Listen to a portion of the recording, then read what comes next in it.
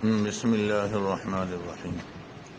اللہ رب العزت نے ہمیں جو آزادی عطا فرمائی ہے، اس آزادی کے کچھ تقاضے ہیں۔ حصول آزادی کے بعد سب سے اہم ترین تقاضا یہ ہے کہ اس کلمے والی دھرتی پر رب کے نظام کو قائم کیا جائے۔ اللہ تعالیٰ کا حکم بھی یہی ہے اور پاکستان بنانے کا مقصد بھی یہی ہے کہ پاکستان میں دین کا نفاذ ہو۔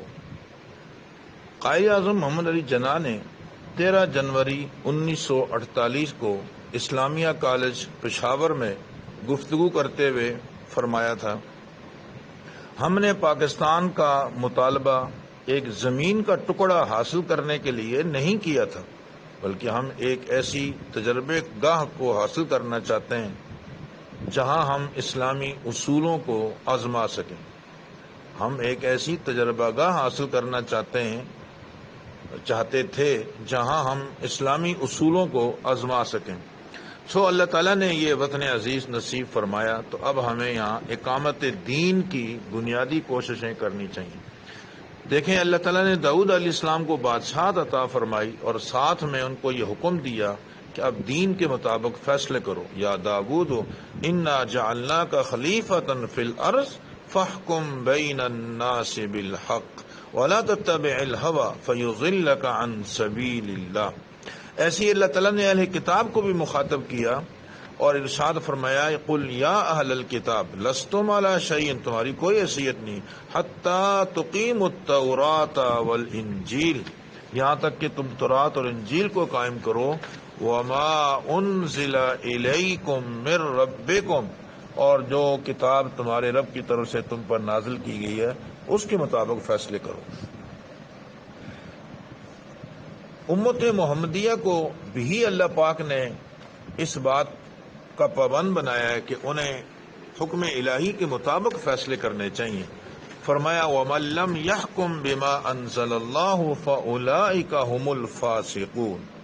دوسری جگہ فرمایا، وَمَن لَّمْ يَحْكُم بِمَا أَنزَلَ اللَّهُ فَأُولَٰئِكَ هُمُ الظَّالِمُونَ، اور تیسری جگہ فرمایا، وَمَن لَّمْ يَحْكُم بِمَا أَنزَلَ اللَّهُ فَأُولَٰئِكَ هُمُ الْكَافِرُونَ۔ جو اللہ تعالیٰ کے احکامات کے مطابق اور قانون کے مطابق فیصلہ نہیں کرے گا وہ کافر ہے، کہیں فرمایا وہ ظالم ہے، کہیں فرمایا وہ فاسق اور فاجر ہے۔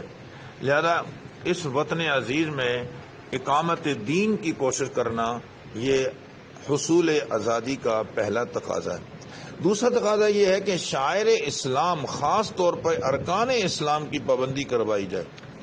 قرآن مجید میں ارشاد ہے، الذین ان مکناہم فی الارض، یہ وہ لوگ ہیں جنہیں اگر ہم زمین میں اقتدار دے دیں، مکناہم فی الارض، تو یہ کیا کریں گے؟ اقاموا الصلاۃ وآتوا الزکاۃ وامروا بالمعروف ونہوا عن المنکر وللہ عاقبۃ الامور، یہ نماز قائم کریں گے، زکوٰۃ دیں گے، نیکی کا حکم دیں گے اور برائی سے منع کریں گے۔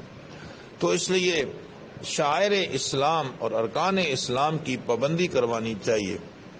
ایسے ہی ایک تیسرا تقاضا یہ ہے کہ نیکی کا حکم دینا چاہیے، جیسے کہ اسی آیت میں ہے، الذین ان مکناہم فی الارض اقاموا الصلاۃ وآتوا الزکاۃ وامروا بالمعروف۔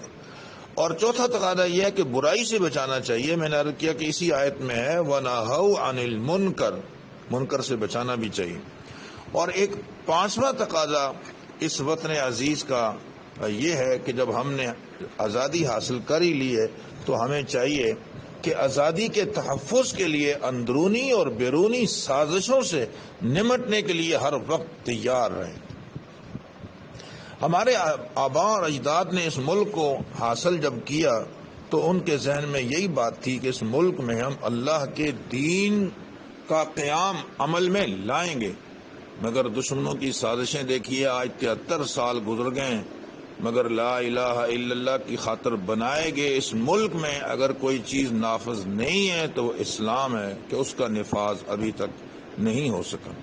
ہم جسمانی طور پر اگرچہ آزاد ہیں، مگر اندرونی اور بیرونی دشمنوں کی سازشیں دیکھیے، ہم آج بھی ذہنی غلام ہیں۔ کیا غور کریں، ہم واقعی آزاد ہیں؟ ہمارے سیاستدان کیا آزاد ہیں؟ ایوان بالا میں بیٹھنے والے کیا آزاد ہیں؟ کیا عدلیہ میں بیٹھنے والے ججز حضرات آزاد ہیں؟ حقیقت یہ ہے کہ اگر گہرائی سے سوچا جائے تو انسان کو رونا آتا ہے کہ واقعی ہم جسمانی طور پر تو آزاد ہیں، مگر ذہنی طور پر آج بھی ہم غلام ہیں۔ دوسروں کے اشاروں پر ہی ہم اپنے ملک کی تقدیر کے فیصلے کرتے ہیں، تو یہ کیسی آزادی ہوگی؟ تو ہمیں اپنے وطن عزیز کی اس آزادی کی حفاظت کرنی چاہیے تاکہ اندرونی اور بیرونی سازشوں سے یہ آزادی متاثر نہ ہو۔ حصول آزادی کا ایک تقاضا یہ بھی ہے کہ ہمیں چاہیے کہ ہم اس ملک کی خاطر جن لوگوں نے جانوں کی قربانیاں دیں اور اپنی ماؤں بہنوں کی عزتیں لوٹائیں، اپنے بچوں کو قربان کیا، ان شہداء کو ہمیشہ خراج تحسین پیش کریں اور انہیں اپنی دعاؤں میں یاد رکھیں۔ ایک آخری بات یہ کہ ملک کی سالمیت کے لیے دعاؤں کا بھی اہتمام کرنا چاہیے۔ حقیقت یہ ہے کہ یہ وطن عزیز باقی رہے، اس میں اللہ رب العزت کے احکامات کا نفاذ ہو، اس کے لیے بھرپور دعاؤں کی ضرورت ہے کہ اللہ تعالی ہمارے اس وطن عزیز کی حفاظت فرمائے اور ہمیں اس نعمت کی قدردانی کی توفیق عطا فرمائے۔ ہمارا ملک جن بنیادوں پہ بنایا گیا ہے، اللہ تعالیٰ ان بنیادوں پر ہی اس کو قائم اور دائم رکھے اور عالم اسلام میں بسنے والے ہر شخص کی اللہ حفاظت فرمائے اور تمام اسلامی ممالک کو آپس میں اتفاق اور اتحاد عطا فرمائے۔ آج یوم آزادی، جشن آزادی کا یہ دن ہے، ہمیں ضرور خوشی منانی چاہیے، مگر میں ایک بات ضرور عرض کروں گا کہ اس آزادی کی خوشی میں کہیں ایسا نہ ہو جائے کہ ہم وہ کام کر بیٹھیں جو اللہ رب العزت کو پسند نہیں ہے۔ لہذا جشن آزادی کی شکل میں جب وہ گانا بجانا، موسیقی کے آلات استعمال کرنے اور مرد اور عورت کا آپس میں اختلاط اور جو ہے وہ مختلف قسم کے ناجائز امور سر انجام دینا، ان تمام چیزوں سے بچنے کی بھرپور کوشش کرنی چاہیے۔